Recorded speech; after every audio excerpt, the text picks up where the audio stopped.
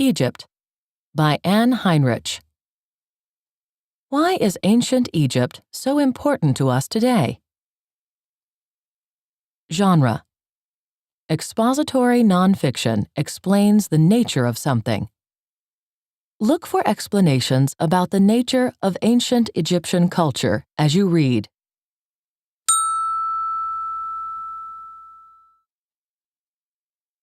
Land of the Pharaohs. People were farming along the Nile as early as 7000 BC. Eventually, they settled into two kingdoms, Upper Egypt in the south and Lower Egypt in the northern delta. In about 3100 BC, Menes, a king of Upper Egypt, united the two kingdoms. Menes was honored as Egypt's first pharaoh, or king. The word pharaoh comes from the words per-ah, meaning big house. Pharaohs liked to keep their power in the family.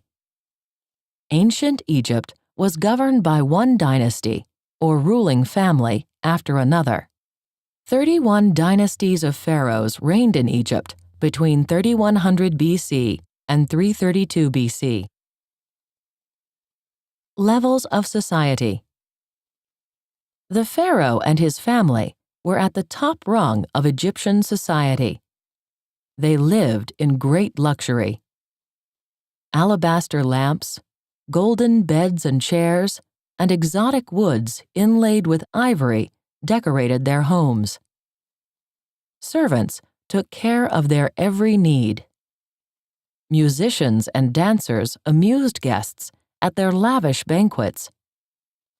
Other members of the upper class were priests, nobles, doctors, and high-ranking army officers. Artisans, merchants, and engineers made up the middle class. Scribes, or professional writers, held a special place of honor. Every family hoped to have a son who would become a scribe. The scribes wrote letters and government documents and recorded the pharaoh's decrees. The common people were farmers, laborers, and soldiers. Farming took only part of the year, so many farmers spent several months working on the pharaoh's construction projects.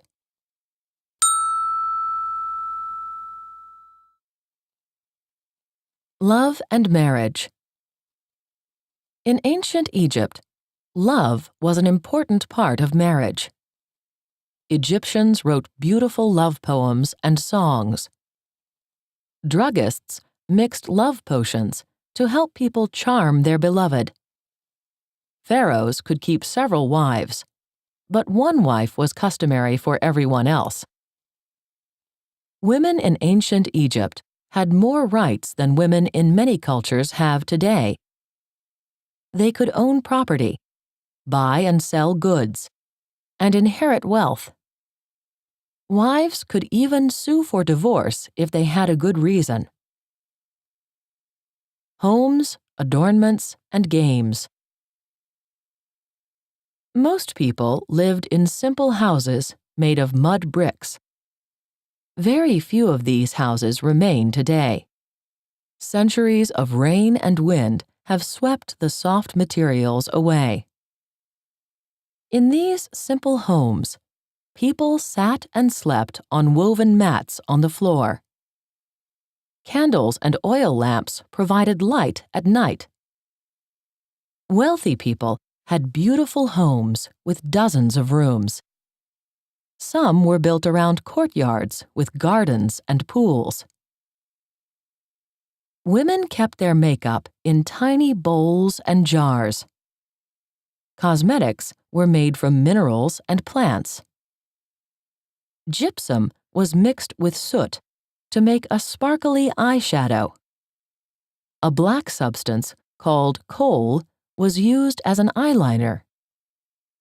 Other substances made red coloring for lips and blush for cheeks. Women also painted their fingernails and wore hair ornaments. Upper-class women wore earrings, bracelets, armbands, and necklaces of gold and precious stones. Both men and women wore lightweight linen skirts or robes. Lower-class people went barefoot, while the upper classes wore leather sandals. Shoulder-length head coverings protected workers from the heat of the sun. Upper-class men and women wore wigs. On festive evenings, women sometimes wore a cone of perfumed animal fat on their heads. As the night wore on, the fat melted, drenching them with sweet-smelling oil. Ancient paintings and artifacts show how much the Egyptians loved games. Children played leapfrog and tug-of-war. Girls played catch with a ball, sometimes while riding piggyback.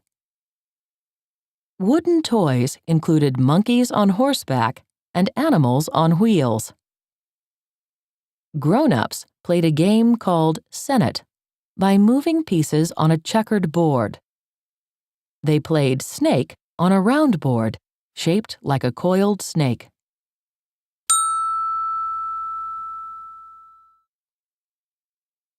Ancient cuisine.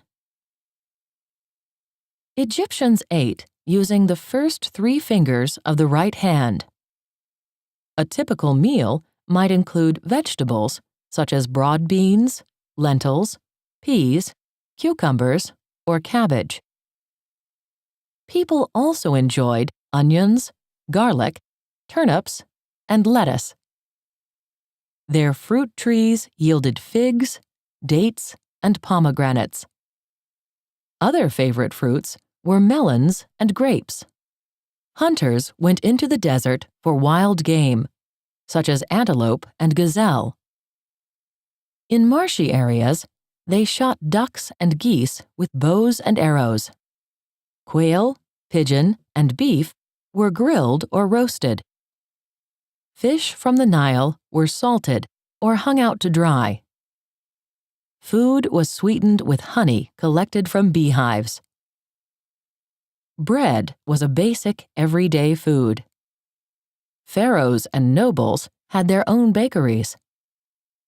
In most homes, women ground wheat and barley into flour and baked the loaves in clay pots or beehive-shaped clay ovens. The cycle of floods. Ancient Egyptians divided the year into 3 seasons of 4 months each. The new year began with the flooding of the Nile in July. This was the season of Akhet. In November, as the waters receded, Peret, the plowing and planting season, began. The dry season, Shimu, lasted from March to July. Then crops were harvested and stored before the rains came again. The floodwaters left a deposit of silt that fertilized the fields and produced abundant crops. Mud along the riverbank was made into pots, jars, tiles, and other ceramics. People measured the rise and fall of the Nile's water level with a nilometer, a series of marks on riverside rocks or cliffs. Farmers produced more than enough food for Egypt's people. The pharaoh's storehouses brimmed over with food they collected as taxes. Ancient Egypt has been called the granary, grainhouse to the world. Grain and other crops were traded with neighboring peoples in Africa and Asia. Animal life.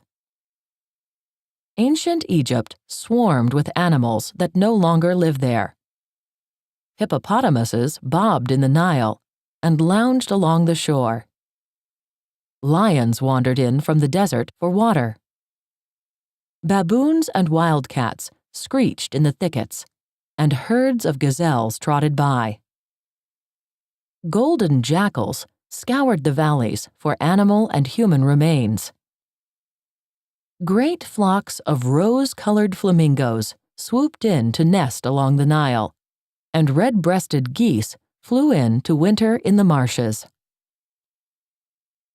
As the climate grew hotter and drier, human settlements spread, and these animals went away. We know they once lived there because Egyptians left paintings of them.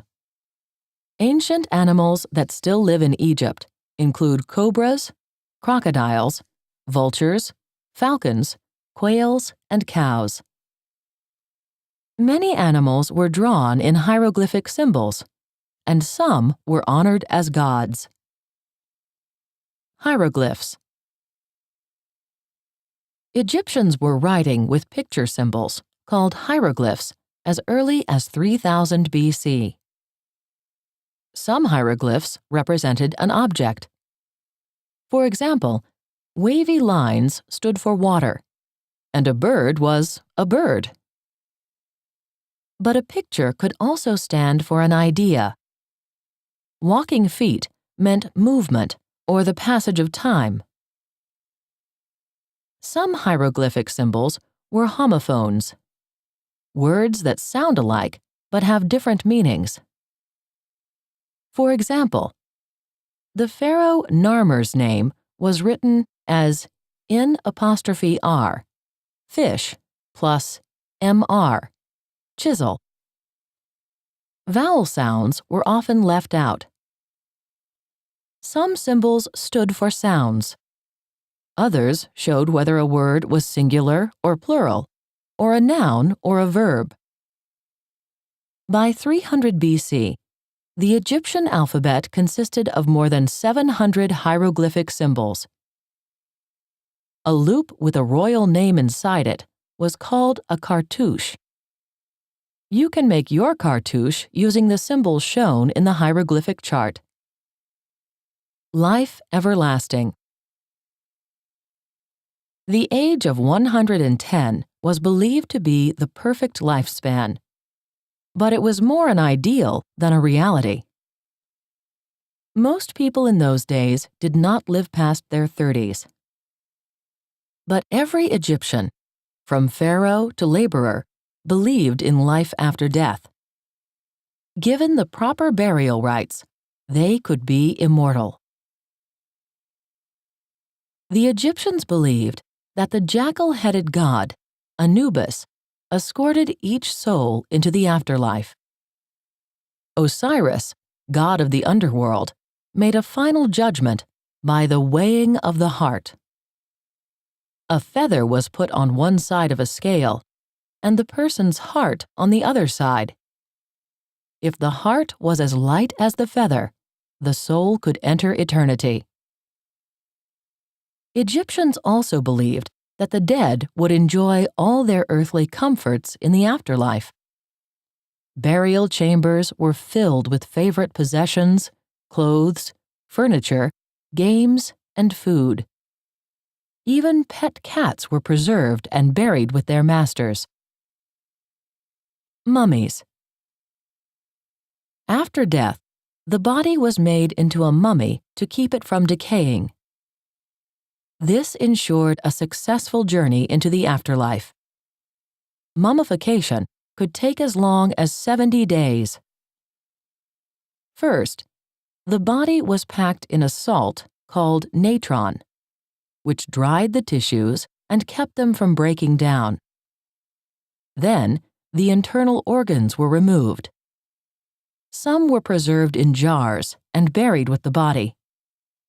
Other organs were treated with herbs and replaced in the body.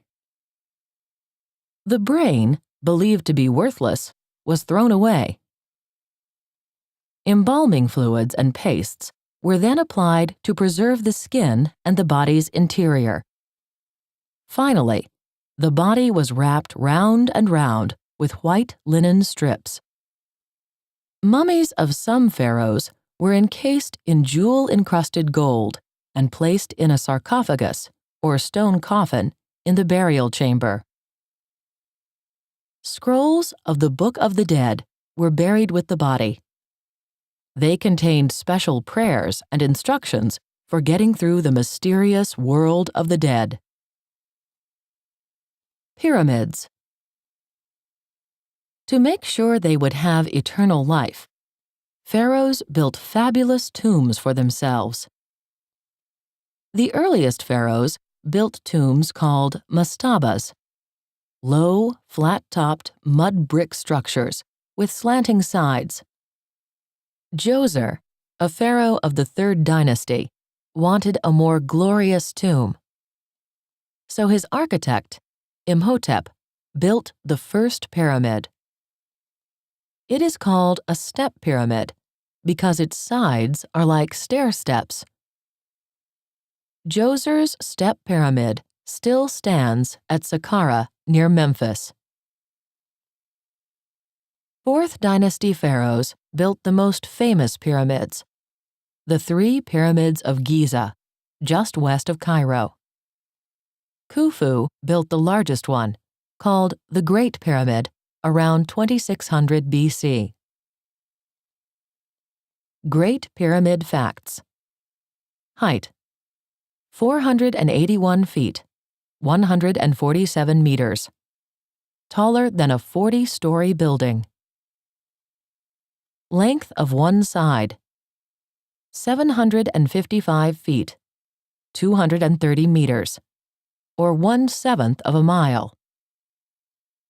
Area covered: 13 acres, 5 hectometers, or about 7 city blocks. Number of limestone blocks: about 2.5 million. Average weight of a block: 2.5 tons. Weight of heaviest blocks: 15 tons. Contents: stolen by grave robbers, probably in ancient times. Khufu's pyramid was made of limestone blocks covered with sheer granite slabs that glistened in the sun. People could slide right down the sides. In later centuries, the granite was removed to make buildings in Cairo. Khufu's son, Khafre, and the pharaoh Menkaure built the 2 other Giza pyramids. Nearby stands the Great Sphinx, a massive stone lion with the head of a man. How did they build the pyramids? The ancient Egyptians left only a few clues about how they built the pyramids. From rock quarries at Aswan, stone blocks were floated down the Nile on rafts for 500 miles, 800 kilometers. Then the blocks were probably put on runners, like sleds, and hauled up wooden or stone ramps. The Greek historian Herodotus says that 100,000 men worked on the Great Pyramid in 3-month shifts. Then another 100,000 went to work. This went on for more than 20 years. How were the blocks then lifted into place? According to Herodotus, they were lifted with a kind of crane that rested on lower-level stones.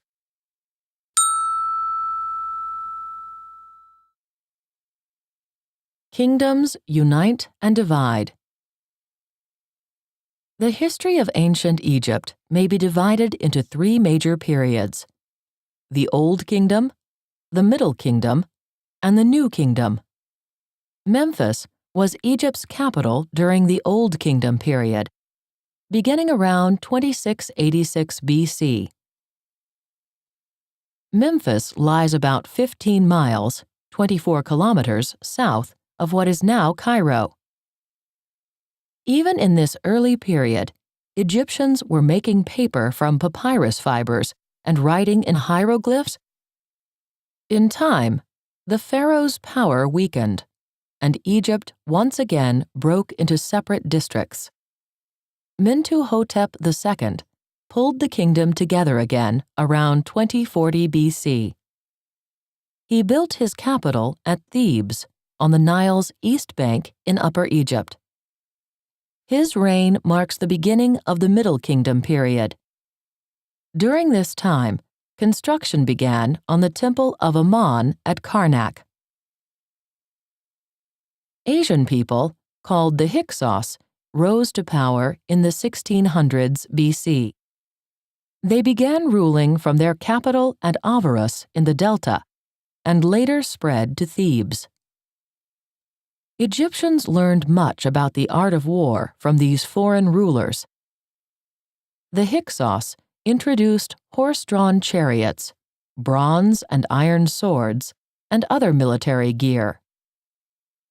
The New Kingdom: Conquests and Construction. Ahmose, a Theban prince, drove the Hyksos out in the 1500s BC. This began the New Kingdom period, with Thebes as the capital. With their new military skills, Egyptians now became a major world power. Under Thutmose III, they took over Nubia, Palestine, Syria, and northern Iraq. New lands meant new sources of wealth. Slaves, exotic woods, ivory, and precious metals and stones poured into the pharaoh's warehouses. To show off their power, New Kingdom pharaohs built huge temples, monuments, and statues of themselves. Ramses II, Ramses the Great, was the greatest builder of all. He built the temples of Abu Simbel and enlarged the temple at Karnak. Scholars also believe he was the pharaoh mentioned in the Bible's Book of Exodus story, in which Moses led the Hebrews out of slavery in Egypt. For their tombs, New Kingdom rulers built huge necropolises, or cities of the dead. These tomb sites were on the west bank of the Nile, across from Thebes. Today, they are named the Valley of the Kings, the Valley of the Queens, and the Tombs of the Nobles. In 1995, archaeologist Kent Weeks discovered what may be the largest tomb in the Valley of the Kings. It holds most of Ramses II's 52 sons. So far, about 60 tombs have been found in the Valley of the Kings, only a fraction of those waiting to be discovered.